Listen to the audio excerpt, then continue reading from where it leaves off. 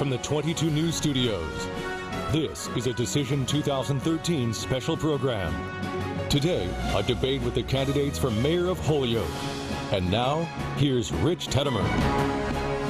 Good afternoon. 22 News is working for you this week as we let the candidates you'll see on the ballot next Tuesday debate the issues. Today we focus on the race for Mayor of Holyoke.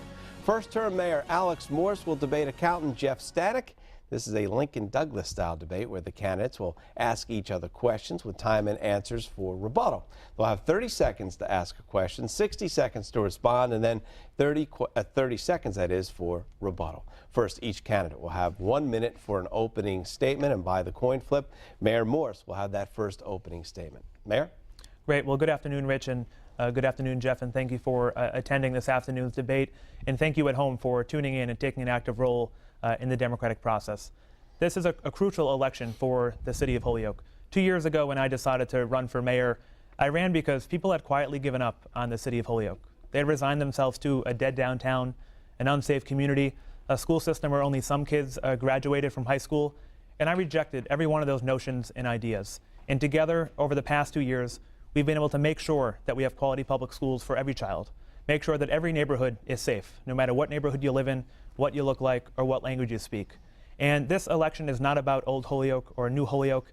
It's about all of Holyoke, working together to make Holyoke the place we know it can be. And my priorities over the past 2 years has been to make sure that every person in Holyoke has the opportunities that I had growing up here, going through the public schools, and the same opportunities that I want my niece and nephew to have, and every resident here in the city of Holyoke. And so the priorities of opportunities and job creation have been a central theme of my administration, and I look forward to doing that over the next 2 years. Jeff Stanek, your opening statement, please.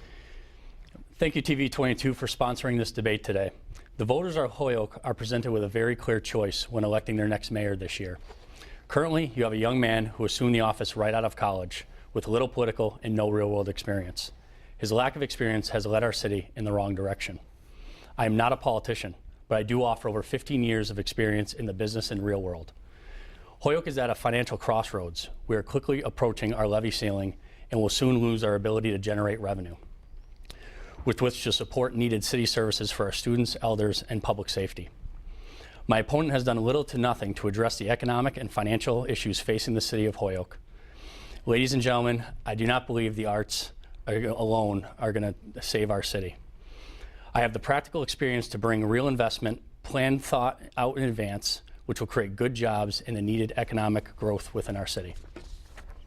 Thank you, Mr. Stanek. Once again, gentlemen, let's go over the ground rules here. It's a Lincoln-Douglas style debate. You have 30 seconds to ask a question, 60 seconds to respond, and then 30 seconds for rebuttal. So I will be in your ear, so to speak, to tell you when to stop if that has to come up. Otherwise, we'll just continue to move right along.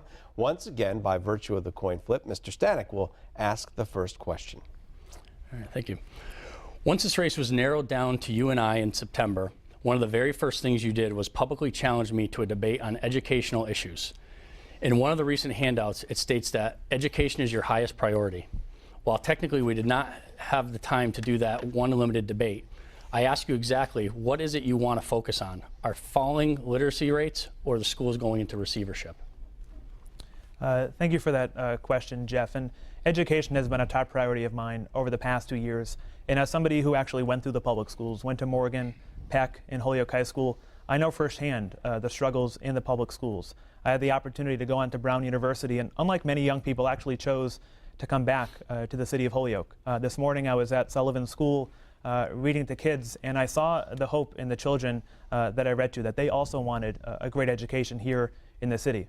I've embraced my role as chairperson of the Holyoke School Committee. I convened the United Way and the Davis Foundation, received $100,000 to launch an early literacy initiative here in the city. The public schools, we do have, as I said, deep challenges, but we're not going to fix those overnight. But we're lucky to have such amazing teachers in the public schools, parents who want to take an active role in their child's education, and children themselves who want to do well and want to go on to college and be here in the city. And so I'm proud of my record in education. I'm proud to work with Dr. Sergio Paez, who was hired back in July, and I know we'll continue moving forward in the public schools. Mr. Stanek, your rebuttal. Throughout this campaign, he has repeatedly touted the leadership in taking the charge to hire a new superintendent and the starting of the new literacy program, but that's it. Ladies and gentlemen, Here's what we do know. Our Morgan Elementary School is about to fall into state receivership, and when the commissioner came in from Boston to talk about that very issue, my opponent left for his own fundraiser out of town in Northampton. The literacy program, the test scores have fallen since he has taken office, dropping from 20 to 13%. And from the first time in history, parents are afraid to send their kids to Lawrence School. Mayor Morse, your first question, please. The Montom coal plant is likely to close. It is one of the city's largest taxpayers. What plans do you have for that plant in the event that it closes? No, that's a good question. And actually, it's something that we haven't talked about, and it's a major concern of mine. Back in the day, we were receiving about $1 million in revenue. The royalties that we get paid off of as a city are generated when that coal plant is actually operational. And right now, it is going to be scheduled to be turned off, I believe, in 2014 or 15. And the only thing left is going to be the taxable income on the equipment. So it is a challenge for that property. The only thing we can do is when it does get decommissioned and taken out, that we try to put some plans in place to revitalize that area. Rebuttal? Great. Well, this is something that we've focused on over the past 2 years. The closing of the plant is inevitable, and we've taken the leadership partnering with former State Senator Mike Knappich and current State Representative Aaron Vega to commission a reuse study of that plant. I went through the plant a few months ago to talk about how we can preserve both the jobs that the plant comes with and provides to Holyoke, but also the tax revenue. So my administration has been incredibly proactive, working with different agencies here in the city to make sure we aren't losing those jobs for Holyoke residents or losing that tax revenue. This is an important issue for the future of the city of Holyoke. Mr. Stanek, your next question, please. In several of your printed materials, you state that you have implemented successful community policing strategies. Knowing that community policing has been around for decades, and without attempting to take credit for something someone else may have done, please tell us exactly what community policing strategies it is that you implemented and how it is any different from our other community policing strategies used by police department for decades.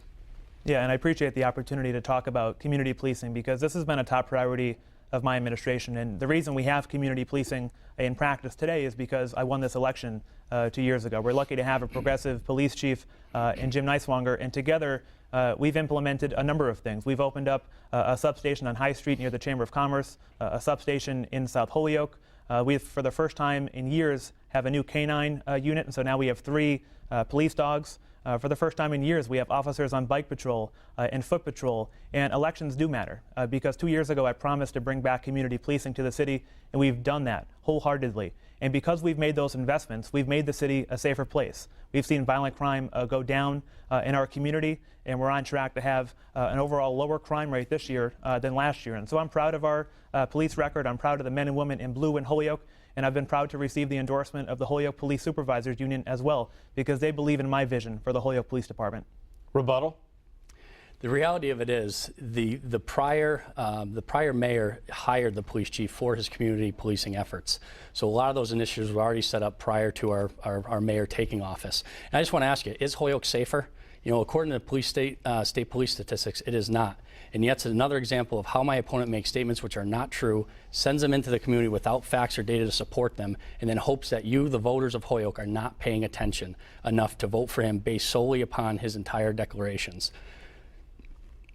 Time, Mr. Stanek. Mayor Morse, your next question. Great. Holyoke has one of the highest rates of asthma, HIV, and teen pregnancy in the Commonwealth. Yet these issues have not been mentioned by you or your campaign. As mayor, what would you do to tackle these significant public health challenges? We would need to, obviously we had to continue on the education piece. Now since I was in school and graduated in 1992 from high school, the teen pregnancy and a lot of those issues have existed and they continue to exist. So I would like to say that we can continue to educate and create educational materials within our school systems to inform people of the consequences of having a baby early on in life, and also the consequences of diseases that are transmitted with HIV. But the only thing we continue to do is continue to educate the children and continue to educate our families. Rebuttal. Again, as mayor, I focus on a number of different issues, be it public safety, economic development, and education. And I think about each and every young person in this community. Over the past 2 years, I've chaired the Mayor's Task Force on Teen Pregnancy Prevention, partnering with the Board of Health and our local schools, making sure we tackle teen pregnancy head on. And again, it's about opportunities and jobs for our young people, that they know they have a place here in the city of Holyoke, that we're increasing our high school graduation rates, that we're providing opportunity for kids in every neighborhood. And so I've been proud to tackle the most tough issues here in the city, and I look forward to doing that in the next 2 years. Mr. Stanek, your next question, please. Not too long ago, the voters of Holyoke rejected the needle exchange by referendum overwhelmingly.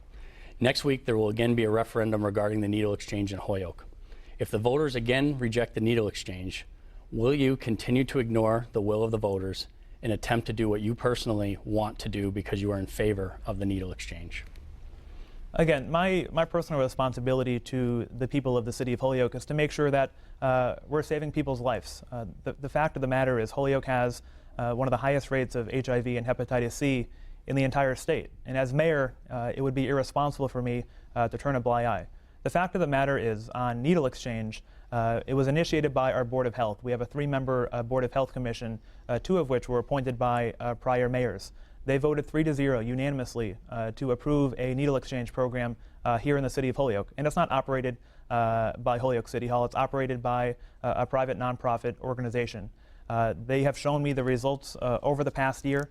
And we have a record low number of needles in public places, and it's not just an exchange, it's a needle cleanup program, making sure that needles aren't in public parks or in public spaces. We've done park cleanups this year that we also did last year, and we've seen a significant reduction in needles on the streets. We want to make sure our kids, when they play at the park, when they're going for youth sports or youth soccer, don't have to find a needle in the park. And we're proud to say that working with the DPW and private organizations, our streets are cleaner than they've ever been.